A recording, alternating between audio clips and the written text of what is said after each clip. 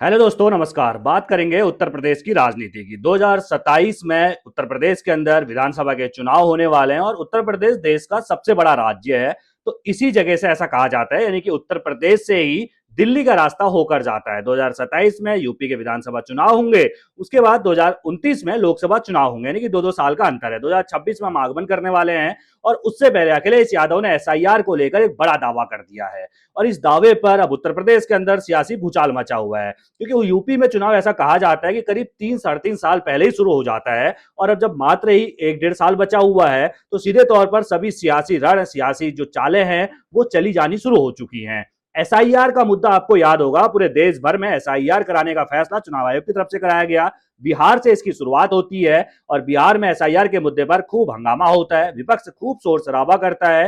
राहुल गांधी की अध्यक्षता में, यानी कि राहुल गांधी के नेतृत्व में जो है एक यात्रा भी, वोटर बचाओ यात्रा भी बिहार के अंदर निकाली जाती है, जिसमें अखिलेश यादव भी शामिल होते हैं। लेकिन उस यात्रा का कोई असर देखने को नहीं मिलता है चुनाव परिणामों में, क्योंकि बिहार में सीधे तौर पर एनडीए क्लीन स्वीप करके जाती है और विपक्ष को 2010 वाले नतीजों पर धकेल देती है, क्योंकि आरजेडी का भी बड़ा बुरा हाल होता है। कांग्रेस तो है ही गड्ढे में बिहार के अंदर। एसआईआर का विरोध हमें देखने को मिला, बिहार में हुआ। उसके बाद जो देश भर में जहां चुनाव हो रहे हैं वहां पहले एसआईआर कराने का फैसला चुनाव आयोग की तरफ से कराया गया और पहले चरण में करीब 12 राज्य केंद्र शासित प्रदेशों में एसआईआर हो रहा है। उसमें पश्चिम बंगाल भी शामिल है, तो उत्तर प्रदेश भी शामिल है। बात हम उत्तर प्रदेश की करने वाले हैं, क्योंकि अखिलेश यादव ने एक बड़ा दावा कर दिया है। अखिलेश यादव का दावा है कि भाई एसआईआर के तहत प्रदेश के अंदर करीब 2 करोड़ 89 लाख मतदाताओं के वोटर लिस्ट से नाम काट दिए गए हैं और इन वोटर लिस्ट से नाम काटने से बीजेपी को बड़ा नुकसान हुआ है, यह अखिलेश यादव कह रहे हैं। उनका कहना है कि उन मतदाताओं के नाम कटे जो बीजेपी के सपोर्टर थे और इसी से बीजेपी में खलबली मच चुकी है।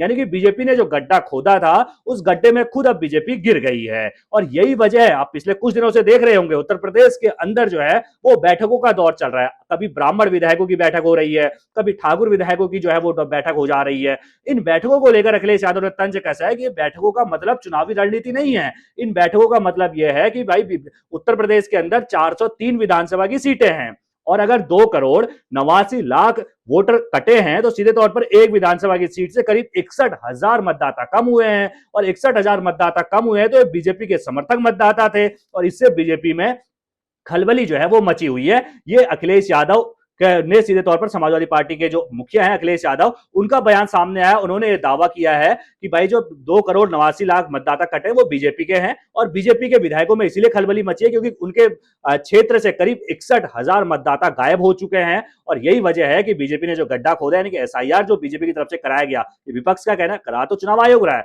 लेकिन विपक्ष क्या मानता है कि चुनाव आयोग जो है वो बीजेपी की बी टीम की तरफ काम करती है, बीजेपी के इशारों पर काम करती है। बीजेपी ने कहा एसआईआर कराओ, वोटर लिस्ट से जो मतदाता फर्जी है उनका नाम हटाओ, जो दलित पिछड़े, ये विपक्ष कह रहा है, हम नहीं कह रहे। हाँ भाई, दलित पिछड़े हैं उनके नाम हटाओ। लेकिन अखिलेश यादव यहां दावा कर रहे हैं कि भाई साहब जो नाम कटे हैं उसमें बीजेपी के ही वो समर्थक है और बीजेपी को इसीलिए खलबली बीजेपी के अंदर मची हुई है और इसीलिए कभी ब्राह्मण कभी ठाकुर जो है वो सभी विधायक आकर जो है वो शिकायत कर रहे हैं कि भाई साहब हमारे वहां से हमारे समर्थक जो लोग हैं, जो वोटर है, उनके ही नाम काटे जा रहे हैं। अखिलेश यादव के दावों में कितनी सच्चाई है, बीजेपी की तरफ से अभी इस पर कोई बयान सामने नहीं आया है, लेकिन उम्मीद है जल्द ही बीजेपी की तरफ से इसमें बयान सामने आएगा। लेकिन 2027 में उत्तर प्रदेश में विधानसभा का चुनाव होने वाला है और जिस तरीके 2024 में आखिरी बार लोकसभा का चुनाव हुआ था, मतलब उत्तर प्रदेश के लिहाज से अगर देखें, क्योंकि उससे पहले अगर आप देखते हैं तो सीधे तौर पर 2022 में विधानसभा चुनाव हुआ था, 2024 में जब लोकसभा चुनाव हुआ है, यहां पर समाजवादी पार्टी को अच्छी खासी सीटें मिली हैं। तो उसके उम्मीद है अखिलेश यादव को कि कहीं ना कहीं 2024 के